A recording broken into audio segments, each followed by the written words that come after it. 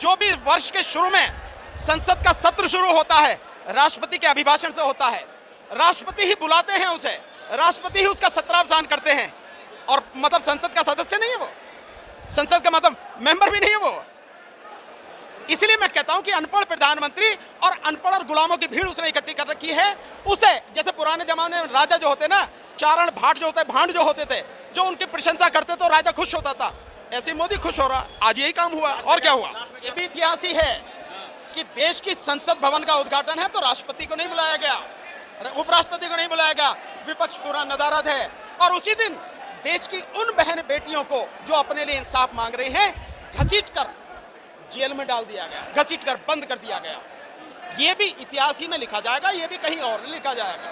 जो चाहती थी उनके साथ इंसाफ हो, उनको बंद किया गया है और घसीट कर उन्हें ले जाया गया, उनको चोटें भी लगी हैं। लेकिन जो अपराधी है, उस अपराधी के खिलाफ अब कुछ नहीं किया गया, वो अपराधी अभी खुला घूम रहा है।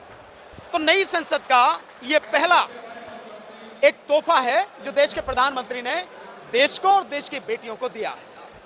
इसमें कोई बजरंगपुरियां झूठ थोड़ी बोल रहे हैं, लेकिन बात इसकी नहीं है, बात इससे आगे की है।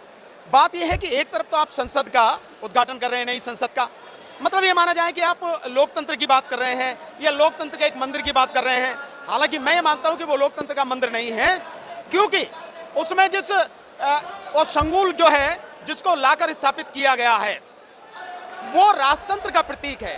तो ये लोकतंत्र के सीने में वो राजतंत्र की छड़ी गाड़ी गई है, वो शूल गाड़ा गया है और राजतंत्र को स्थापित करने के लिए ये पहला कदम है और लोकतंत्र को खत्म करने के लिए ये शुरुआत। साधु संतों का क्या काम है वहां? वो पंचायत, वो जो घर है वो देश के चुने हुए प्रतिनिधियों के लिए है और वहां पर देश के चुने हुए बहुत सारे प्रतिनिधि, 250 से ज्यादा जो 21 विपक्ष के लोग हैं, सांसद हैं, वो वहां पर उपस्थित नहीं है। वो साधु संतों का काम नहीं है। वहां पे साधु संत जाए अपने जाके जो धूनी रमाए कहीं पे जो उन्हें तपस्या करनी है वो काम करें, वहां क्या कर रहे हैं वो? लेकिन वो जिस विचारधारा को लेकर चल रहे हैं उस विचारधारा को स्थापना करने के लिए सारा काम किया जा रहा है। दोनों चीजें हैं, दोनों चीजें हैं। नंबर एक ये संदेश है कि राष्ट्रपति को दिखावे के लिए तो बना दिया कि आदिवासी राष्ट्रपति बनाया, लेकिन राष्ट्रपति को ही कैद कर लिया। और केवल राष्ट्रपति का अपमान नहीं है, इस देश की महिलाओं का अपमान है और ये देश के लोकतंत्र और संविधान का अपमान है। जिस तरह से लगातार ये सब कुछ किया जा रहा है, क्या फर्क पड़ता है अगर राष्ट्रपति को बुला के अगर इसका उद्घाटन करा लेते, क्या दिक्कत थी? जब संसद बनती ही राष्ट्रपति को मिला के है और संसद का सत्र जो शुरू होता है वो शुरू ही जो पहला साल का सत्र शुरू होता है राष्ट्रपति के अभिभाषण से होता है। नंबर एक, वैसे भी संसद का जो सत्र बुलाया जाता है राष्ट्रपति ही बुलाते हैं, राष्ट्रपति ही उसका सत्रावसान करते हैं। फिर जब नई संसद का उद्घाटन कर रहे हैं तो राष्ट्रपति को क्यों नहीं बुलाया? और आपने राष्ट्रपति को नहीं, आपने उपराष्ट्रपति को भी नहीं बुलाया। उपराष्ट्रपति तो तुम्हारा ही काम कर रहा, तुम्हारी बात कर रहा है, उसे भी नहीं बुलाया। विपक्ष नदारद है।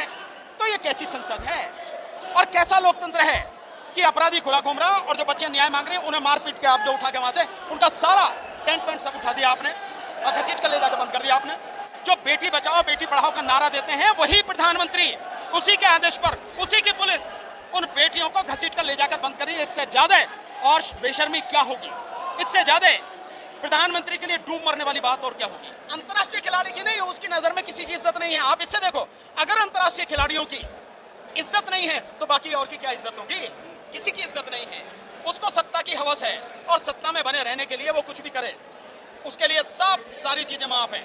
और आप देखिए आने वाले समय में ये राजतंत्र की शुरुआत होने जा रही है और जिस दिन मोदी अपने आप को राजा डिक्लेयर करेगा, राजतंत्र पूरी तरह से स्थापित होगा, अब तब देश की हालत देखना अभी लोगों को पता नहीं है। आने वाले समय में अपनी मर्जी से बैठे किसान गाजीपुर बॉर्डर पर अपनी मर्जी से बैठे हैं, सिंगो बॉर्डर पर अपनी मर्जी से बैठे हैं, टिकरी बॉर्डर पर अपनी मर्जी से बैठे हैं। जब देश का प्रधानमंत्री इतनी बुरी तरह से तानाशाह हो चुका है कि लोगों को यहां से आगे जाने नहीं दिया जा रहा, हमारे पास ऑप्शन क्या है? हमारे पास दूसरा विकल्प क्या है? अगर आप यहां रोकोगे हम यही आंदोलन करेंगे। आप दिल्ली में जाने नहीं दे रहे, ऐसा क्या हो रहा है जैसे दिल्ली पूरी सील कर दी गई है? किस बात कर रहे हैं प्रधानमंत्री को? क्या वो दिखाना चाहते हैं कि इतना ताकतवर हूं मैं? क्या स्थिति है? लोकतंत्र का मंदिर नहीं है, लोकतंत्र का मंदिर नहीं है। अगर लोकतंत्र के मंदिर में राजतंत्र का सिंबल संकेत स्थापित किया जा रहा है तो मैं फिर कह रहा हूं कि लोकतंत्र के सीने में राजतंत्र का शूल गाड़कर लोकतंत्र की हत्या की गई है। और आप मानिए कि ये राजतंत्र की स्थापना का पहला कदम है। तानाशाह है, एक तो तानाशाह है, दूसरा बहुत डरा हुआ व्यक्ति है। वो इस बात का डर लगता है कि जो तख्ती उसने लगाई है उस तख्ती को कहीं कोई उखाड़ कर ना ले जा। उसे तख्तियों का बड़ा शौक है। जैसे वो पार्क का उद्घाटन करने भी पहुंच जाता है, पुल का उद्घाटन करने पहुंच जाता है, सड़क का उद्घाटन करने पहुंच जाता है। ये सड़क देख रहे हो, इस सड़क पे जब ये बनी थी केवल 9 किलोमीटर की, वहां से यमुना से लेके यहीं तक, इस पे 4 घंटे तक नाचा। वही ना प्रधानमंत्री 4 घंटे तक नाचा था इस पे, कोई देखने वाला नहीं, फिर भी यूं करके हाथ हिला रहा था। सुरंग में घुस जाता वो उसका उद्घाटन करने। और रेल का जो मतलब झंडी हिलाता फिर है वो वंदे भारत करके। तो अगर झंडी हिलाने का शौक है तो गाड़ी बन जाता है यार मेरे प्रधानमंत्री का बना। कुछ भी कहे वो उनका विचार हो सकता है, वो उनका विचार हो सकता है, लेकिन संसद जो बनती है, भारत के संविधान जो अभी तक लागू है, उसके अनुच्छेद 79 के अनुसार संसद बनती है भारत के राष्ट्रपति, संसद के दोनों सदन, राज्यसभा उच्च सदन, लोकसभा निम्न सदन, इन तीनों को मिला के, और संसद के भवन का उद्घाटन कर रहा राष्ट्रपति है नहीं, उपराष्ट्रपति है नहीं। क्या कहोगे आप इसे? क्या ये संवैधानिक परंपरा है? क्या ये लोकतांत्रिक परंपरा है? क्या ये लोकतांत्रिक मूल्यों की स्थापना है? बहुत अच्छा होता, बल्कि दुनिया में नाम होता मोदी का, अगर महामहिम राष्ट्रपति महोदया इसका उद्घाटन करती। एक तो आदिवासी, दूसरा महिला, और संसद में राष्ट्रपति के बिना संसद है नहीं, दुनिया में नाम होता।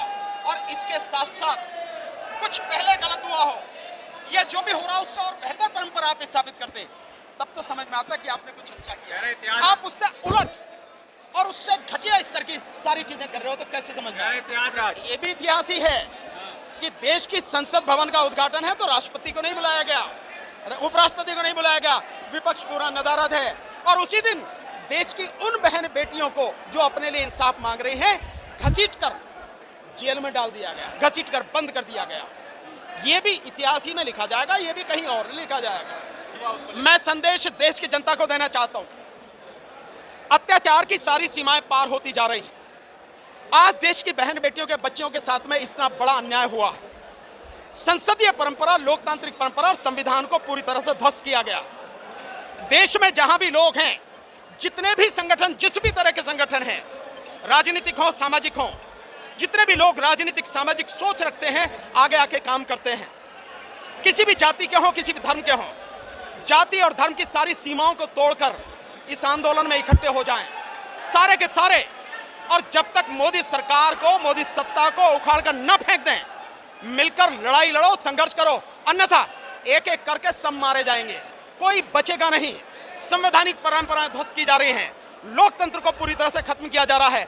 लोकतंत्र